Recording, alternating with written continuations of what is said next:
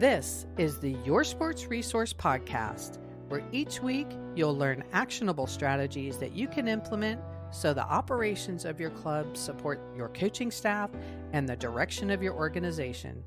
We are committed to excellence in youth sports leadership. Let's get started.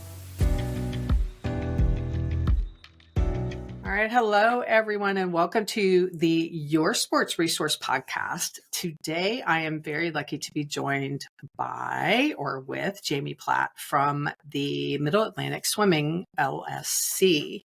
So Jamie is the executive director at Massey. He's been there for 4 years. He is a former college and age group coach. He also is on the current National Development Committee, and then also on what did you call that? The what for the Eastern Zone Directors Council? The non-coach director for the Eastern Zone. Okay, the non-coach director for Eastern Zones. So he's a very busy man in the world of swimming and conducting swimming, and we are really excited to have him on the podcast today. So thank you, Jamie, for attending and coming on. Thanks for having me. You missed an important note. I'm a welcome colleague of yours. I love working with you, Renata. You do great work. Thank you for that. You know, we've been working together since September of 22. I had to go back and look and see how long it had been. So it has been pretty fun, enjoyable. Yeah, I've learned a lot and laughed a lot. That helps. Yeah, absolutely. All right, I want to start off with maybe kind of a softball, but I believe it's important. I think when we first met, one of the first things I asked you was, what is the purpose of the LSC? Because I felt like I could never get a clear answer from coaches. And I'm thinking that the listeners today, coaches, board members, or families probably have the same perspective. They don't truly understand what the purpose of the LSC is. So could you just give us that overarching purpose of the LSCs under USA Swimming? Sure. I mean, the LSC is exactly as it's written, local swimming committee, and so it's the local arm of USA Swimming. That is okay, a very bland and vague statement, but in order to run swim meets properly, meaning within the rule book of USA Swimming, the LSC is the sanctioning body for USA Swimming to make sure that the rules are going through. The LSC is also making sure that the membership is properly registered and that they are competing at the right levels. Depending on what kind of member you are, it determines where you can swim. And it is basically making sure that our membership is registered properly, have the right standards met, requirements met, whether that is APT, Safe Sport, making sure that your officials are certified and you have the right number on the pool deck so the times count. And then what the LSC does in the most basic sense is process the times and put them into the national database of swims. Okay. That's the most basic part of the LSC. Okay. And you feel like, I guess, the LSCs across the country all kind of operate independently, and then do they also all vary in that and what they provide to their clubs? Do you get to decide that you're going to do specific things that whether other clubs do it or not? I think a big piece of it is that there's LSCs of all shapes and sizes. They also, all of them, we all sign an affiliation agreement to USA Swimming. So there's required certain things, making sure the 990 is filed properly, making sure that the annual audit is done properly, to make sure that we're running sound organizations for USA Swimming as representatives of USA Swimming. The second part of it is, with those shapes and sizes, that allows different operations to occur depending on what your LSC needs. So the needs of a small LSC, 5 teams, you know, let's say 600 kids is totally different than 115 teams and almost 12,000 athlete members like we have in Middle Atlantic. Right. So I've said it for before I became executive director, we had an administrative director, never an executive director. So that role was all operations driven. Register, sanction, process the times, certify that we're doing everything within the rules. The cool part about my job is we've gone from operations to now thinking outside the box. How can we bring more value out of what our LSC does than just simply processing and staying within that operational box? So whether that's programs and services, whether that is being the local arm or the local resource for our clubs, connecting experts such as yourself to our clubs, using our size to, we have a partner with a travel company, we have a partner with a vendor for apparel, we have partners with Speedo, Oh, which is a great deal. Different things like that to further the experience of our athletes, coaches, and non-athlete members, okay. which is a big part of what I believe would allow us to grow the sport locally. Absolutely. Absolutely.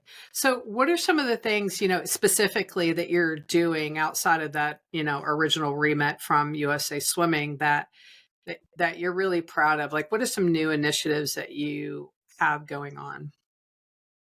Well, I think, looking back again, I'm in my fourth year doing this job. When I was hired, I was given the task of organize, connect, and reestablish the brand. And the way you open this up about what an LLC is, I think locally we have um, a great question that needs to be answered to our clubs and members here is what does Middle Atlantic Swimming stand for, and how do we help our membership get better? Mm, That's what we're all in this for, is to use sport to create a better, what I'll say, society. And that's a pretty big and holistic approach, but it's really something that, what we looked at is how do we do what we already do and how do we do it more efficiently and better? Well, I'm big into the experience that these athletes go through is going to be a difference maker. Um, Creating memories and moments and a better experience than just going through the steps. okay. You know, let's be honest, sitting on a pool deck for 4 hours versus going outside and watching, your son or daughter kick a ball or chase a ball or whatever it would be, they're total different experiences. Yeah. So then how do we, you know, pardon the pun, but level the playing field to create an opportunity for people to choose swimming because their experience then is better than running around and those kinds of things. So that's really what I've been focusing on is the experiential part of it. Can you give us an And that's example of that experiential part? sure. We have gone, and it seems small, but the little things, every one of our championships this spring, we will have 11 championships in March. Okay. We'll have 4 10 and under championships where we walk them through, and every heat is paraded out just like finals at a national championship. Um, and like just little things. We create a pool deck and a championship experience that is not like an ABC meet or a developmental meet on the weekend. Every site will have Middle Atlantic Swimming backstroke flags. Every site will have a brand where again it matches with the reestablish the brand part. The championships will all have the same logos and different things like that. But then again, creating an expectation that we can create swim meets that are different than your weekend ABC meet, Yeah. or more importantly, than your summer league uh, dual meets or something like that.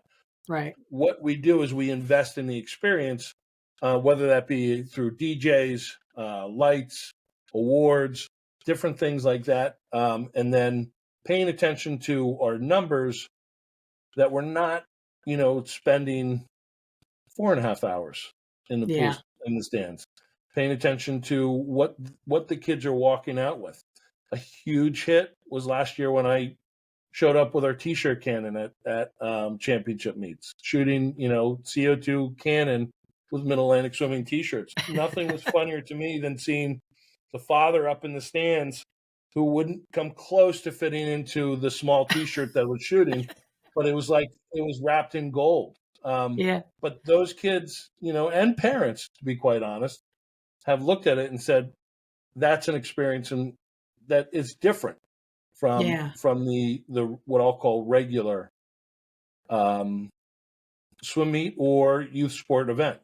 Yeah. So again, I creating I think moments and that's creating memories. I love that because especially in the younger ones, so they kind of get bit by the bug young of like, hey, this is a lot of fun and look at me instead of the well, for me coming up, my brother was always drug along. One of my brothers was always drug along to the meet and he hated it because it was an all day affair and and he only went to one day. But I mean, and it was boring and so that just like reinvigorates the family watching, being engaged as much as giving the opportunity for the younger ones to have a bit of hoopla with their swimming and it's not just running up to the block and jumping in. That's exciting. That's great. Yeah, and this summer we did the same thing. We were fortunate to be at a site where there was the 50-meter pool, but then next to it was a big indoor gym. We had 3 sets of cornhole boards being played from seriously 7 a.m. until 8 p.m. at night, nonstop. You heard the boards in play. We have a selfie station put out there for kids to get pictures and get sent to their phone or whatever it is. We had an inflatable screen that we simulcasted through a sponsorship we have, Oh, that's great.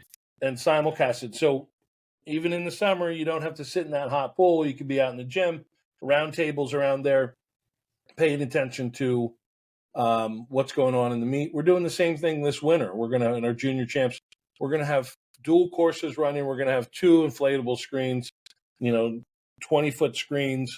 We're going to have the scoreboard up on smaller screens so you can go in and out, pay attention to what's going on with the championship meet, and you don't have to be stuck sitting in the stands the whole time. Yeah. Of course, you want to be out there in case the T-shirt cannon comes out, but it's a situation where we're paying attention to the actual reality of, again, the experience matters. Yeah. I love it. I think that's great.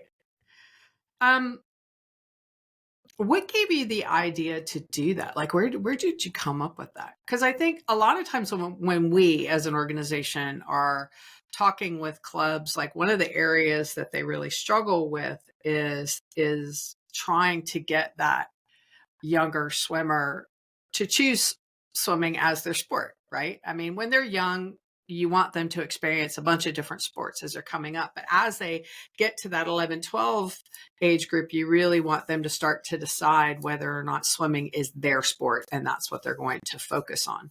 And so I love that engagement piece. And what caused you to go in that direction? Well, I think a big piece for me, I had growing up swimming and growing up at the local swimming pool and having my family all in on swimming, and then going and being in a community that was swimming mattered. I had great memories and I had great moments through personal experience, and then go to college and have the same thing. When I was Mm, coaching college, it was about the same type of thing, that it's more than swimming. It's more than the time. I told my recruits when I was recruiting them, your times you're going to end up lying about when you get to be my age anyway. So it's more about the memories that you create, yeah. that you create along the way. And then, so what is that? That's the experience.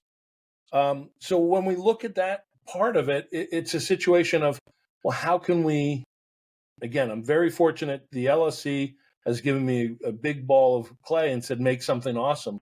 How do we, and have allowed me to interpret what awesome is. So looking at it, there's examples everywhere.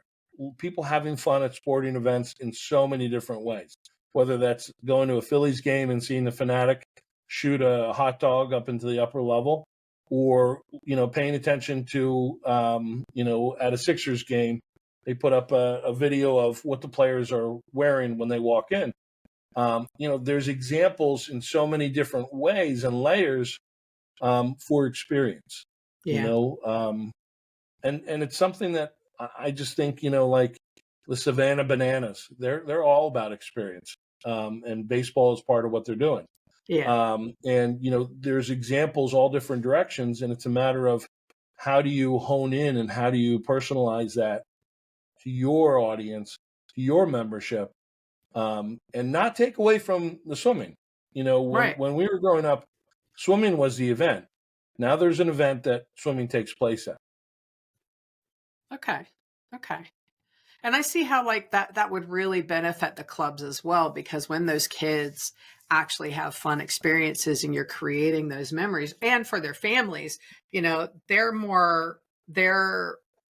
it's more probable that they will go and talk to their friends and family and other people about what they experienced and how much fun they have, which could recruit more members into that club. So it's not only with you and the current members, but it also helps the club have an experience where it could increase their own membership through enjoying the competitive side. And really, like you said, there's an event where swimming takes place. It's not just the end result of that time in that one event or those 3 events, whatever it is. I love that. Yeah, it's we're very fortunate. The greatest commodity we have in Middle Atlantic swimming is the people, are the people. We had a great group of people look at our championship series and say we can hit a bigger piece of our membership with this. We now look, and then we have a certain percentage that are 10 and under champs, and then our silver champs, and then our junior champs, and create an actual progression through there. We don't have a championship meet for everyone. Yeah. And, so with that, but again, that's part of the experience. How to celebrate. I mean, one of the biggest and most important things that we have is our junior champs sweatshirt. I mean, it's really like gold, and it's a situation that's a badge of honor. And it's one thing that someone said to me at one point, that these kids who play on other sports, they can wear their jersey to school. Yeah. And that's their example. Well, what we've then said, well, they're not wearing a bathing suit to school. So what are they going to wear? And having those type of things, whether it's an all-star shirt, sweatshirt, jacket, our zone parka is huge. This junior champs jacket, which used to be the JO jacket, huge deal because it's a badge of honor. So Right. what we need to do is find a way that what these kids and swimmers and coaches and clubs look at what they're proud of, and then give them more opportunities to show it. Awesome.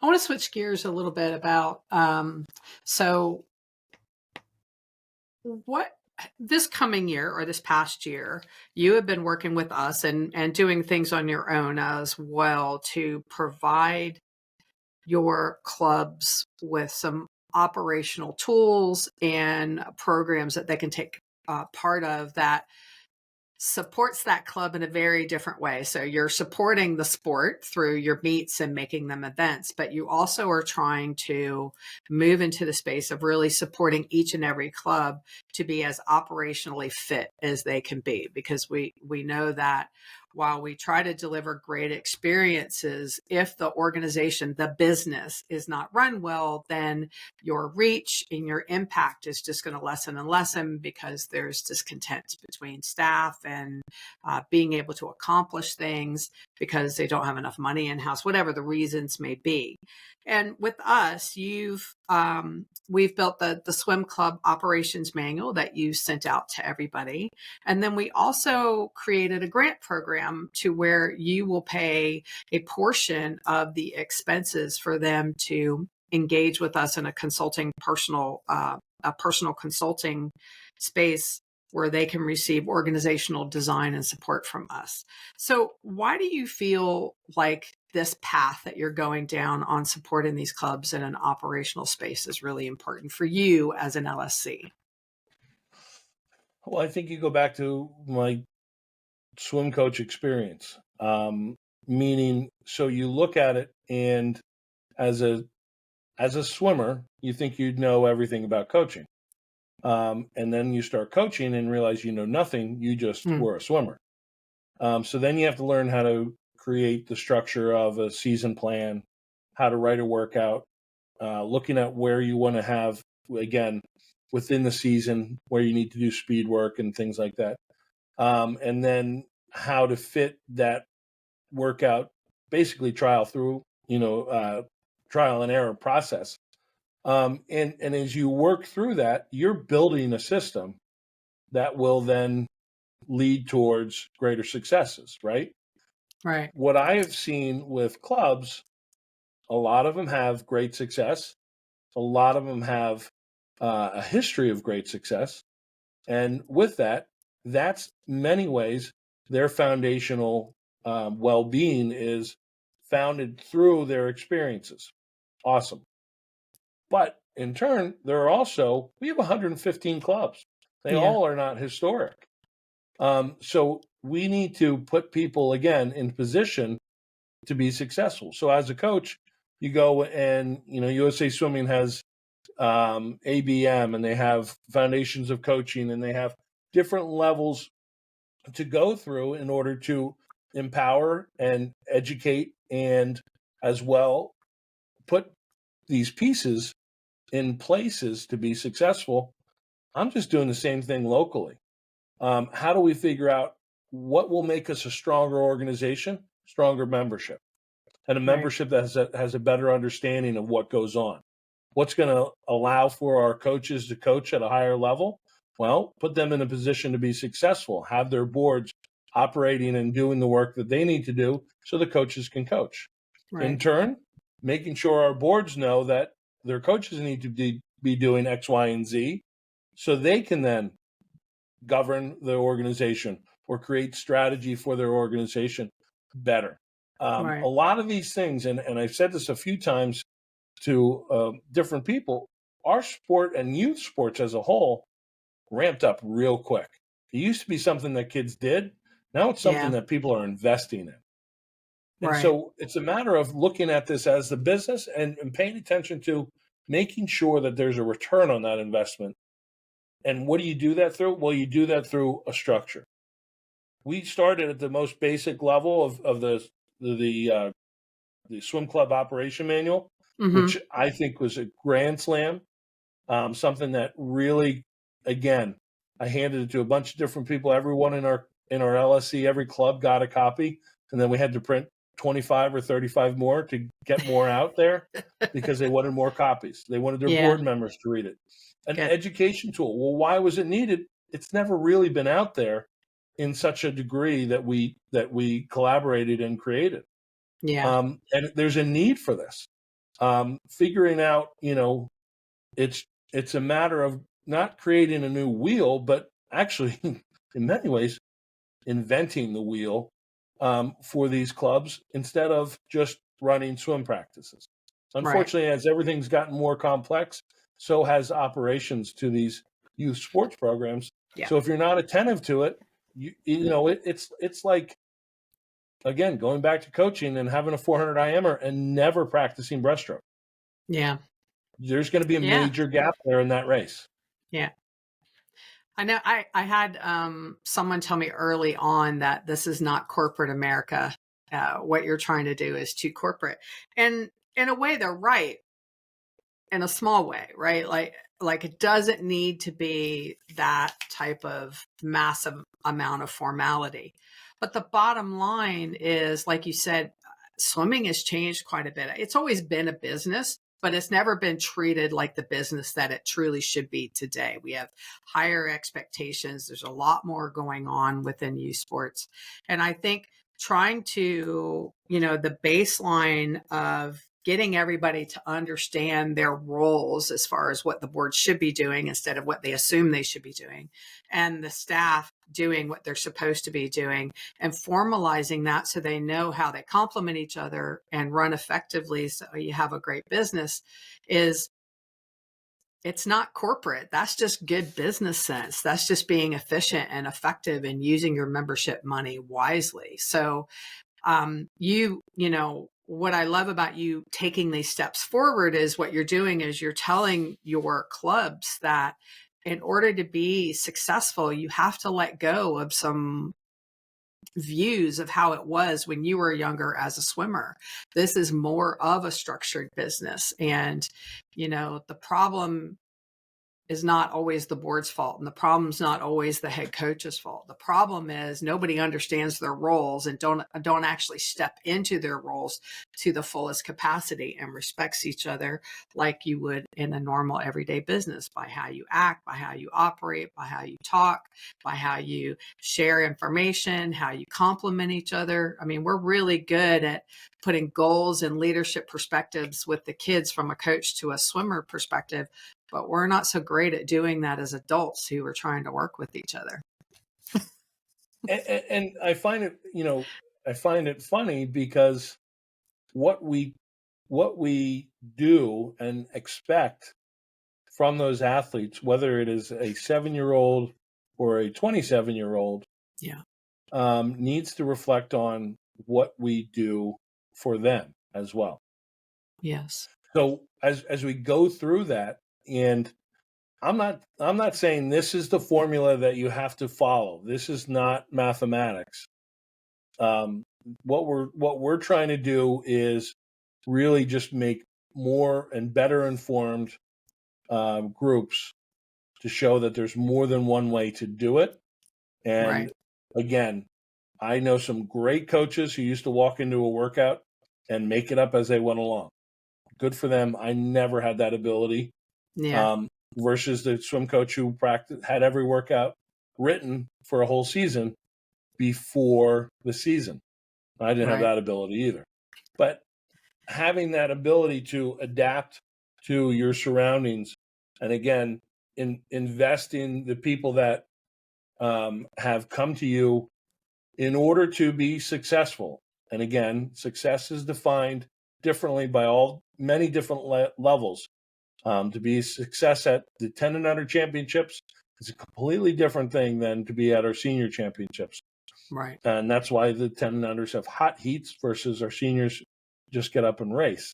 But it's a situation that, again, we have members that are, full grown adults all the way down to from the learn to swim level, just being introduced in competitive swimming. Right. That's a wide range. And I believe that a structure can save an awful lot of frustration. So Absolutely. what we're trying to do is create recommendations and fall back on experts such as yourself, saying these are the things we see that work, whether it's in corporate America, other sports, wherever it would be, and how do you apply it to our sport, and Right. how do you apply it to our structure itself. Right. I always envision, like, when my kids were playing when we would bowl when they were really young, right? So there's like those bumpers in the gutters. And that's really what we try to provide, is those bumpers. Like, don't go outside the bumpers, but how you operate within the bumpers is really up to you and the programs that you have, and what your vision is and what you want to offer your membership. And I think that, from a operations standpoint, from the board, and also from the head coach or CEO or whatever that role is, executive director who's actually running the organization, like, having that organizational structure just means that you're coming in and you're not firefighting day to day. You're not looking at your feet, your head's up, you're looking forward, you're looking strategically down the line, which is what the board should be doing. Well, you can't do that if you're not operating from a space of understanding truly what your role is, not just what you believe it is. Right? Does that make sense? That's huge, and I love the wording, the space of understanding. It's again what we ask of our athletes Yeah. We're asking them to invest in themselves. We're asking them to put themselves because we are looking at their potential to be great. And from a organizational standpoint, um, we've done all different kinds of studies and looked at our heat map of memberships and all this kind of stuff, and I think we're pretty good. But we can go from good to great in the Mm, same way by investing in our membership, by investing in the structure that we have, by making our clubs stronger, by making our coaches better, by giving opportunities to our kids, by living our mission in right. order to fulfill their themselves to their greatest ability. There's nothing better as a coach to seeing a kid fulfill their potential. And now you take that same thing and it's pretty cool to see an organization go from, you know, struggling to thriving. Yeah. It's the same kind of thing where it's, there's other things that need to be tweaked versus, hey, you really need to work on your turns and transitions. But we have to identify what the turns and transitions are for clubs. Yeah. We need to identify what needs to be um, identified for those coaches in order to be more successful. Yeah. So, that's a fun thing where you get to be in a role of identifying the things, what people keep tripping over, and then show them that, hey, you know what? You don't have to go that way. Yeah. Have you ever thought about this way or that way? Yeah. I love that you said that because it's probably one of the things that brings me the greatest joy is to look at some of the clubs that we've been working with for a while, especially the ones who came to us out of just despair and not feeling like there was any way out of the hole, whatever that hole was, right? And us telling them like, let's just go one step at a time. We'll work through it. You can do it. We'll support you. And trust me, in a year from now, this club is going to be a different club. And then 2 years from now, this club's going to be a different club. As long as you guys stay within your lanes and do the right things and pass it off to the next board members.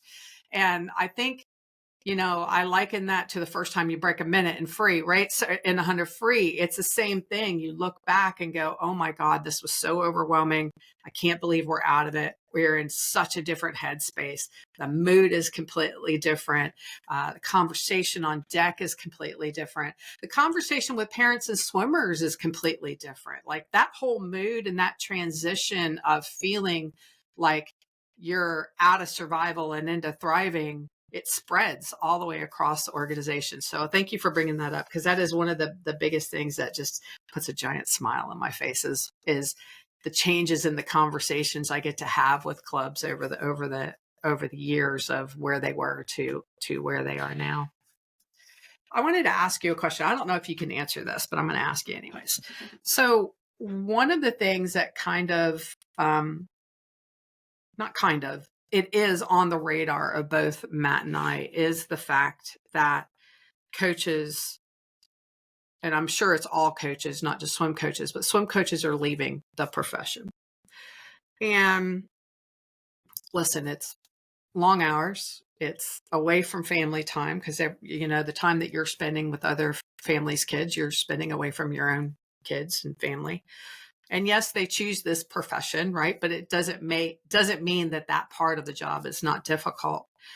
Um, I just wonder, are you as an LSC concerned about the fact that we are losing coaches? And I'm sure there's really good coaches in that mix and really coaches who need to leave the profession in that mix. But like, are you at all concerned as an LSC that we are not able to retain a lot of coaches and clubs are having a hard time finding people who want to work as a swim coach? And if so, like, are you thinking about what you can do in this area? I know I threw I lobbed a bomb at you. So if you don't have any thoughts on it, that's okay. Well, again, you know me well enough that I'll have thoughts.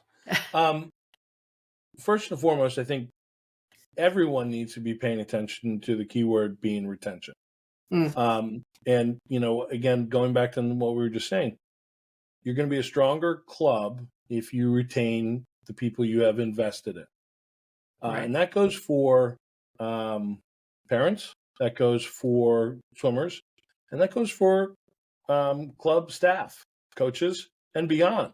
Right. If you have to train someone in your office every year on how to go through registration, that's going to stifle the growth of the club.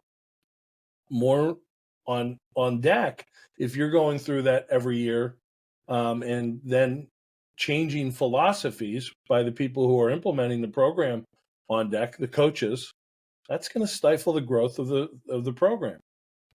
There is no doubt. I've been told many times the biggest thing that people are struggling with is finding the part-time coaches. Yeah. Finding part-time coaches where and they're paying nicely, but it's a matter of, again, figuring out what the return on the investment is. Right. Again, when we look and break down the simplest terms of what we do, we deal with people. So when we're dealing with people, we have to find a person that values what your club stands for. Right. And values what your club is doing to invest in these younger people. Right. How do we do that? Well, I think we have to look at the realities of where our society is. Our society is changing rapidly in so many ways. We're busy, we're more connected, yes, but so much further apart. Yeah. Where we have so many different angles, and so many different ways to share an opinion. But with that being said, how do we identify the people that can help realize more potential? Right.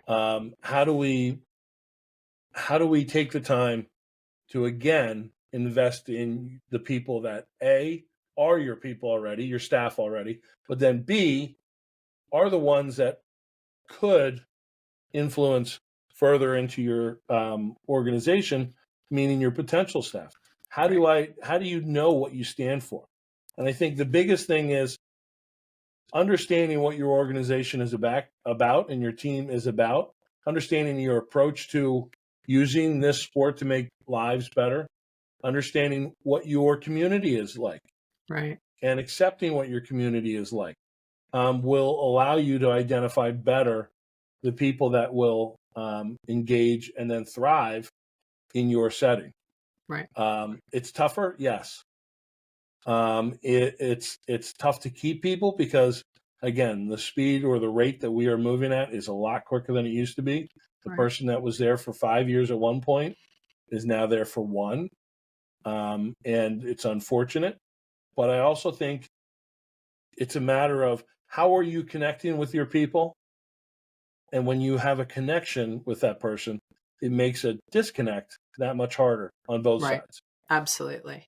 I agree with that. So if you're engaged in them, then they're engaged in you. And that's just, obviously that sounds like common sense, but I think that from the way that these clubs are run, they're still thinking old school ways, and I think that we as an organization at Your Sports Resource are really trying to focus not just head coaches, but also the board on investing in their staff. And when I say investing, that's all around from providing direction, clear cut goals and expectations, and accountability. Okay. But then there's also, how are you upskilling them? How are you ensuring that they are learning and that they feel valued and that they can give back value? Right. And I think that head coaches really need to step into that space where in the past they really were not there. I always joke around about how head coaches used to train other coaches was osmosis. If you're standing on deck next to them, that's how you're going to learn. Well, those days are gone. People want to know that they have a future. And it's not only about them doing their due diligence to upskill and learn, but also to learn from whoever their manager is, their boss is. And if that's the CEO, executive director, or head coach at the highest level, they need to be able to get that from the board. The other side of that, you brought up part-time, is the biggest thing that I hear all the time is that pay. And I hate it all coming down to pay, because pay is not the only reason why people stay or leave, but it is a factor, right? And if you're paying your hourly people less than they can literally make at whatever, Walmart, McDonald's, and they don't have to give up their personal time with their own families in the evenings or early mornings, well, you're not going to hold that individual. And I think this is where the boards just sit back and go, but we don't have the money. Well, you're there as a strategic leader in the organization. Why are you not raising money? And raising money is not just fundraising, right? It's not just events and selling mums or whatever, right? It's also, it's also selling sponsorships, right? It's also filling out grants. And those are the things that the board should really be focused on as far as bringing money in house, to make sure there's always plenty of padding, not only for the downturns if one comes up, or an unexpected, I don't know, pump blow or HVAC going out, something like that, but also to be able to help supplement your part-time staff with a little bit more bump in the hourly rate, so you can keep good people on deck who may have a full-time job teaching, but they love coaching. And so you want to just give them a little bit more. And if you couple that with also investing time into that individual, well, you've got a coach for life, and you got to, for a long time, and potentially even a part-time coach. It's like, hey, I want to make this my profession and I want to stick around. And I just feel like if we could just get clubs to take that step and get out of that short-sightedness of, well, this is all we got and this is how it's always been done, I think it will help tremendously in the realm of keeping coaches in the profession. Well, and again, just to follow up, there's two things that I know through our many conversations. If you take a transactional approach to your staff, you're probably taking a transactional approach to your athletes and your swimmers, and that is rooted in a organization that is just about churning people through. I don't find there's that many clubs. You look at the successful clubs, they're not churning anyone through. They're, again, what is coaching? Coaching is investing in people, and then you add the sport into that. So it's Right. investing into those people. So you got to coach your coaches. I had great advice from when I first became head coach in college. I was told the most important recruits that you have are the ones that are already on your team. Hmm. And you look at that and say, wow, it's true, because you've got 25, 35 people on your team already. You can't replace 25 or 35. Again, it's about the people. And you look at an organization that is strong, they're still rooted about the people. And their people are not just their athletes. Their people are not just a board role or board member or their customers, AKA parents. It's about the entire staff. It's about the all parts of the organization being understood as a person, and then being treated like a person, and knowing that they matter. And that's what's going to get the next level. Yeah. And not saying that the people who are struggling with finding coaches are not investing in their people. What I'm saying is sometimes with how busy we are, we forget that part, that it's still about people. Well, I still feel like they make the choice to not make it a priority for whatever reason. Could be too difficult, too busy, don't time poor, whatever. But, we all make decisions about what our priorities are. So And maybe that's my figuring harsh out, black and white view, but no, I think you're right. And figuring out and reminding yourself that, hey, remember, and resetting and resetting the organization. That's just, that's psychology 101. Making yeah. sure that you're paying attention to the details, making sure that you're paying attention to who you are and what you want your organization to stand for. Yeah, absolutely. That's mission, vision, values, right? Right. So one last question for you.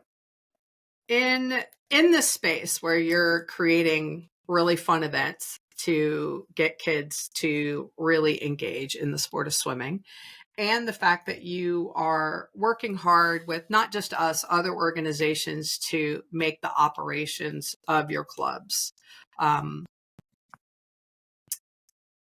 stronger. Are you able to, how is that being received by other LSCs, or are you able to share and have an opportunity to share this information with other LSCs so they can either, mimic what you're doing, or like have it spur ideas for them to try to do something that works for them? Going back to the statement that I made earlier of many shapes and sizes, Yeah. what works at Middle Atlantic Swimming isn't a formula that will work everywhere. Right. Going back to what we said about the club operations manual, it's a matter of looking at these are what we feel are successful ways of doing it. Paying attention to growth, retention, and performance from a USA swimming standpoint, and Yeah. then how you approach that. I think again, going back to the people side of it, paying attention to your membership, paying attention to what they look at. One of the greatest compliments I had was at a swim meet that when we were looking for timers, and we didn't have enough timers to start the session, and someone said, "Well, this is Jamie's fault." Like, I get blamed for most everything, but the logic behind this, hear me out. The logic behind this was, I reward people for sitting in the stands with my T-shirt cannon. Oh. So yeah, so with that, I'm like, all right, well, I can kind of see that. So we're going to pay attention to that and make sure we have T-shirts for our timers as well. Looking at what we do is individual and personal, and Yeah. if you kind of get away from the personalization of it, you're leaving the power of sport, because especially our sport, you're racing a clock. Yeah, Yeah. you want to beat the person next to you, but there's two races going on: the person you're swimming against, and then on top of it, the time that you've done before. Right. So it's a very personal sport, and it's a very personal approach.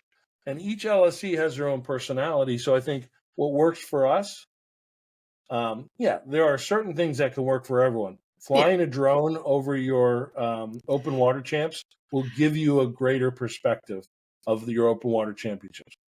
Pretty simple, right? Yeah. Having a DJ and creating an experience of a swim meet different than you've done it before will create a better experience. Right. I don't think, but then personalizing it, paying attention to the strengths. We're in the Northeast, which is totally different Right. than elsewhere in the country. So knowing your personality and understanding where you are and how you can make an impact, and knowing your customers. Knowing your customers and what they value is going to be the thing that matters the most, and paying attention to them. It's one thing to know them. It's the next thing to listen to them. Yeah. Absolutely. That I love that totally didn't message. answer your question, No, you but did, because I mean, I figured that was going to be the case, that everybody's going to be a little bit different, just like every club is a little bit different. There's no such thing as one size fits all. But I think that, you're having successes and you're doing a lot of trial and error, what's working, what's not working, and you're breaking new ground as far as both the event side of swimming, and then the operational support side for the clubs. And I think there's a lot to learn that a lot of other LSCs could potentially step into that space and make it their own, but learn from you and make it their own to be able to give back to their clubs in a very different way. And that's all I was looking for. And I hope that any parent or LSC that might be listening to this can take that on board. well, and I want to say this. There's two things. One is to see the fruits of what we've been doing. Going to take a couple more years, I think, Yeah. for us to really evaluate. Hey, is this making an impact? But again, what I think we are doing is right sized for us. Right. And by no means am I saying we have the formula for everyone. We're fortunate. I grew up in Middle Atlantic Swimming, being part of the organization for many years.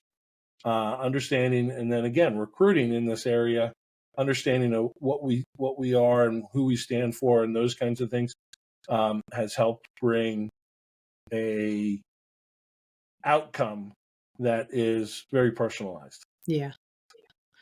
All right. Well, I think you guys are doing some great work, and I'm Well, really thanks. proud to be associated both with you and with Massey. And I hope that people listening today hear this and take some of these ideas of yours and try to give it a shot and give it a go. And I think that it will only benefit the sport of swimming. And I love that we agree on that as far as our philosophies in the sport, that everything that we do is for the effort of benefiting the sport of swimming and youth sports in general, because sport itself gives back kids so much more than the actual activity of the sport of swimming, right? So and the better our organizations can be and the more fun and engaged they are, the kids reap the benefits as they move into young adults and older adults. So I love that we align on that. Well, thank you for joining today, Jamie. I really appreciate Thank you. it. Yes. All Thank you. right. Great opportunity. And those of you who are listening, thank you for doing so. Please subscribe, rate, and review the podcast so we can reach a bigger audience and help those such as yourself. And don't forget to visit the website, yoursportsresource.com. We have other podcasts, we have tools, and all kinds of articles and things that you can look up and read to help your organization.